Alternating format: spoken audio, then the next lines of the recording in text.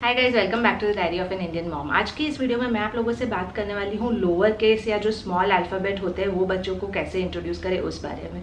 अब वैन ऐसे कैसे इंट्रोड्यूस करें तो कैपिटल जो अल्फ़ाबेट्स होते हैं या अपर केस जो अल्फ़ाबेट्स होते हैं वो काफ़ी स्ट्रेट फॉरवर्ड होते हैं, क्योंकि उसमें यूजुअली हम लोग प्रिंट फॉर्मेट में ही बच्चों को सिखाते हैं, यानी जो ज्योमेट्रिकल फॉर्मेट है उसी में बच्चों को सिखाते हैं। क्योंकि most of the books and all उसमें सिर्फ जो स्टार्टिंग लेटर्स होते हैं कोई भी सेंटेंस के सिर्फ वहाँ पे यूटिलाइज होते हैं, या जो प्रॉपर नाउन्स होते हैं आई होता है वहाँ पे यूटिलाइज होते हैं और वो प्रिंट फॉर्मेट में ही यूटिलाइज होते हैं। लेकिन when it comes to lower case alphabets वो इतना स्ट्रेट फॉरवर्ड नहीं होता, क्योंकि उसमें एक कर्सिव राइटिंग फॉर्मेट होता है और एक प्रिंट फॉर्मेट होता है। तो काफ़ी पेरेंट्स कंफ्यूज्ड होते हैं कि जब बच्चों को लोअर केस अल्फ़ाबेट्स हम इंट्रोड्यूस करते हैं तो किस फॉर्मेट में करें। काफ़ी स्कूल्स भी अलग अलग तरीके से अप्रोच करती है इसको। कुछ स्कूल्स कर्सिव राइटिंग पे फोकस करती है, कुछ स्कूल्स होती है वो print writing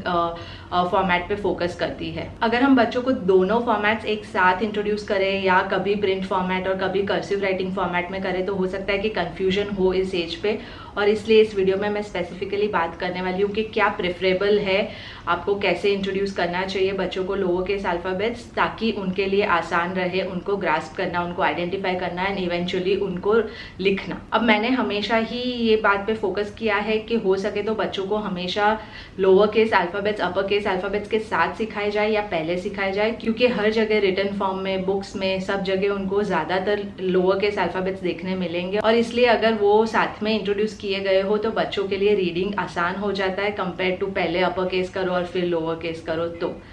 but in either case अगर आपने अपर केस पहले इंट्रोड्यूस किया है तो भी बच्चे जैसे ही 3 साल से ऊपर के हो तो it's a good idea to start introducing lower case, ताकि इवेंचुअली बच्चों को फोनिक्स, राइटिंग, रीडिंग, इन सारी चीज़ों में हेल्प हो। अब सबसे पहले मैं आपको बता देती हूँ कि क्या होता है कर्सिव राइटिंग फॉर्मेट और जो प्रिंट फॉर्मेट होता है वो। तो कर्सिव राइटिंग फॉर्मेट जैसे कि आप सब जानते होंगे, जो रिटर्न फॉर्म होता है जिसमें फ्री फ्लोइंग तरीके से अल्फ़ाबेट्स को लिखा जाता है, and usually most of the schools and बाकी सारी जगहों पे कर्सिव राइटिंग पे ही फोकस किया जाता है when it comes to writing. At the same time print format वो होता है जो ज़्यादातर आपको बुक्स में, न्यूज़पेपर्स में देखने मिलेगा, जो कि एक ज्योमेट्रिकल फॉर्म होता है मोर और less, and it's not in a free flowing form. हर अल्फ़ाबेट को इंडिविजुअली लिखा जाता है, और इसलिए when it comes to reading print format is very very important, क्योंकि सारी बुक्स और सारे ही जो न्यूज़पेपर्स या कहीं भी बच्चे जहाँ रीडिंग करने की कोशिश करेंगे वहाँ उनको वो फॉर्मेट मिलेगा। तो फिर कंसिडरिंग के दोनों ही फॉर्मेट्स इंपॉर्टेंट है अगर आप राइटिंग और रीडिंग दोनों पे फोकस करना चाहते हो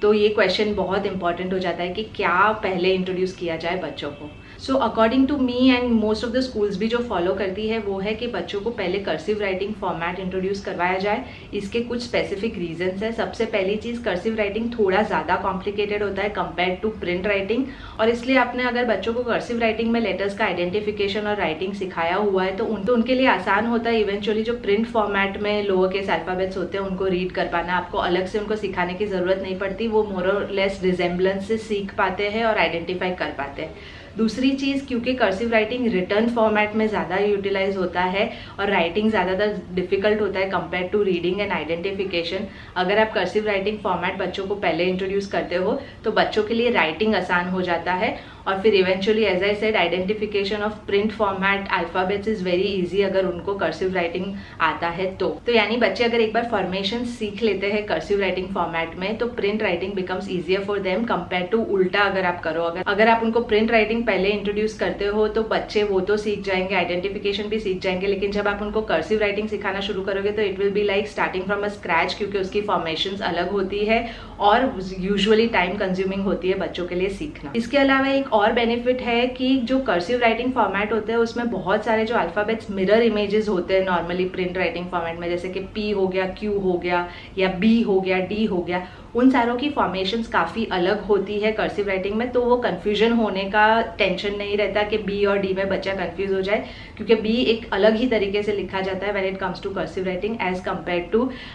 जो नॉर्मल प्रिंट फॉर्मेट होता है उसमें। एक और एडवांटेज जो है वो ये है कि कर्सिव राइटिंग क्योंकि एक फ्री फ्लोइंग फॉर्म में लिखा जाता है, उसमें जब बच्चे लिखते हैं तो उनकी स्पीड बेटर होती है कंपेयर टू अगर वो हर अल्फ़ाबेट को इंडिविजुअली लिखेंगे तो इवेंचुअली जब एग्जाम्स में और स्कूल्स में उनको लिखना होगा तो कर्सिव राइटिंग इज समथिंग जिसमें उनकी speed would be much better compare to print writing. इसके अलावा एक और पॉइंट जो काफ़ी एक्सपर्ट्स मानते हैं वो ये है कि जब कर्सिव राइटिंग फॉर्मेट में बच्चे लिखना सीखते हैं तो उनकी जो फाइन मोटर स्किल्स होती है वो बेटर तरीके से डेवलप होती है, because eventually they are writing continuously compare to एक जब प्रिंट राइटिंग फॉर्मेट में वो एक इंडिविजुअल अल्फाबेट लिखते हैं, तो the fine motor skills don't develop so well. अब इस पे मुझे ज़्यादा आइडिया नहीं है एट दिस पॉइंट स्पेसिफिकली, क्योंकि अभी हमने अथर्व को राइटिंग के पर्सपेक्टिव से लोअर केस अल्फाबेट्स इंट्रोड्यूस नहीं किए, बट आई एम अज्यूमिंग कि इट विल बी ईजियर। अब बच्चों को कब और कैसे इंट्रोड्यूस करवाया जाए कर्सिव राइटिंग फॉर्मेट से, तो from a writing perspective I think बच्चे अभी भी छोटे हैं एट द एज ऑफ 3 और 4 to start writing cursive form में। हालांकि बहुत सारी स्कूल्स करवाती है ये, बट यूजुअली बाय 5 ईयर्स बच्चे रेडी हो जाते हैं कर्सिव राइटिंग फॉर्मेट में लिखने के लिए। लेकिन उसका मतलब ये नहीं है कि आप 5 साल तक वेट करोगे उनको आइडेंटिफिकेशन करवाने के लिए भी, क्योंकि just like upper case alphabets it is important कि आप बच्चों को इंट्रोड्यूस करवाना शुरू करो धीरे धीरे, ताकि वो लोग आइडेंटिफाई करना शुरू करें, उनकी फॉर्मेशंस उनके दिमाग में रजिस्टर होना शुरू हो, ताकि as and when you start writing it becomes easier for them. तो इस पॉइंट पे आप बच्चों के साथ बहुत सारी प्री राइटिंग एक्टिविटीज कर सकते हो इन terms of lower case alphabets. अब अपर केस अल्फाबेट्स का तो हमने एक बहुत बड़ा सा और एग्जॉस्टिव मैंने वीडियो किया हुआ है प्री राइटिंग एक्टिविटीज पे, जिसमें बहुत सारी चीजें ग्रॉस मोटर स्किल्स और इन सारी चीजों पे भी फोकस करती है। So we can have the same approach for lower case alphabets. आपको बेसिकली बच्चों के साथ एक वीक में एक अल्फाबेट या मैक्सिमम 2 अल्फाबेट इंट्रोड्यूस करके ये एक्टिविटीज शुरू करनी चाहिए। किस तरह की एक्टिविटीज आप कर सकते हो, they are very similar to the capital या अपर केस अल्फाबेट्स में हमने जो एक्टिविटीज की थी। एक तो टैक्टाइल एक्टिविटीज होती है, यानी जो फिंगर पेंटिंग होती है, आप ट्रेस करना बच्चों को अल्फाबेट के ऊपर फिंगर पेंट से सिखा सकते हो या फिंगर डैबिंग से सिखा सकते हो। उसके अलावा जो सॉल्ट या सूजी की ट्रे में जो बच्चों को देख के लिखना होता है वो करना आप शुरू करवा सकते हो। From N identification perspective her alphabet की एक एक्टिविटी बना सकते हो आप, जिसमें एक बड़ा सा आप अल्फाबेट लिखो और उसके अंदर you can have some sort of sticking activity के। फॉर एग्जाम्पल आपने अगर सी इंट्रोड्यूस किया है तो सी से कैटरपिलर होता है, तो उसके अंदर आप छोटे छोटे कैटरपिलर्स करवा सकते हो, या आप बी करवा रहे हो तो उसके अंदर छोटे छोटे बॉल्स बनवा सकते हो। बेसिकली कोई भी वर्ड जो उससे स्टार्ट होता है उसकी स्टिकिंग एक्टिविटी या उसका ड्राइंग एक्टिविटी उस टाइप का कुछ करवा सकते हो बच्चों को, ताकि वो उनके दिमाग में along with the word register होगा and they will always remember कि ये अल्फाबेट इस वर्ड के शुरुआत में आता है, so this is this alphabet. Similarly play dough से जो एक्टिविटीज करते हैं, यानी आप प्ले डो को उस अल्फाबेट पे अच्छी तरह से रखना अरेंज करके, या पेंसिल के जो शेविंग्स होते हैं या पेपर कटिंग्स होते हैं वो उसमें स्टिक करना, उस टाइप की एक्टिविटीज करा सकते हो। बेसिकली द आइडिया इज जब बच्चे आधा पौना घंटा एक अल्फाबेट के साथ स्पेंड करते हैं कोई ना कोई एक्टिविटी करने में, तो यूजुअली उनको हमेशा के लिए याद रह जाता है। इसके अलावा एक और चीज जो आप कर सकते हो, और मैं इस पर एक डिटेल्ड वीडियो बनाऊंगी, this is from a writing perspective, ये है कि आप बच्चों को प्री राइटिंग स्ट्रोक्स इंट्रोड्यूस करवाना शुरू करो। यानी जैसे कैपिटल अल्फाबेट्स या अपर केस अल्फाबेट्स में प्री राइटिंग स्ट्रोक्स थे, जिसमें slanting line, straight line, sleeping line,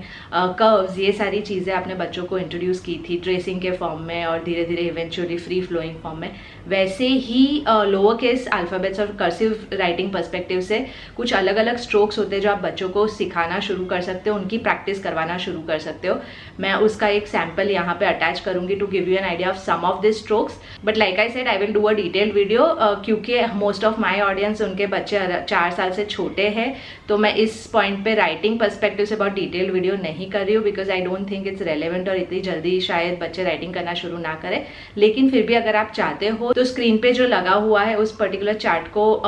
follow करके आप धीरे धीरे करके बच्चों को नोटबुक में प्री राइटिंग स्ट्रोक्स या इवन फिंगर पेंटिंग से प्री राइटिंग स्ट्रोक्स करवाना शुरू कर सकते हो, and eventually it will help them in writing as and when they started. तो ये था आज का पूरा video. I hope it has been useful to you. आपको थोड़ी सी क्लैरिटी मिली in terms of how to introduce lower case alphabets का आइडेंटिफिकेशन एंड राइटिंग बच्चों को। एंड अगर अच्छा लगा है तो प्लीज इस वीडियो को लाइक कीजिएगा, शेयर कीजिएगा, सब्सक्राइब कीजिएगा मेरे चैनल को, and I will see you in my next one. Bye bye.